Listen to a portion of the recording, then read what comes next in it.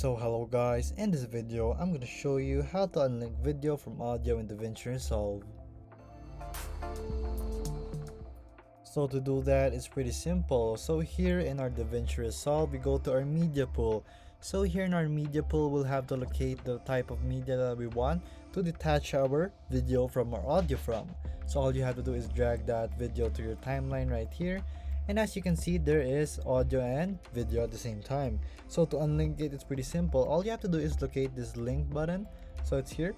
For the shortcut, it's going to be Shift Command L. So you can also just press it if you just want to, right there. And then you can actually unlink this pretty easily. So once you have selected this, and there you go, just delete it.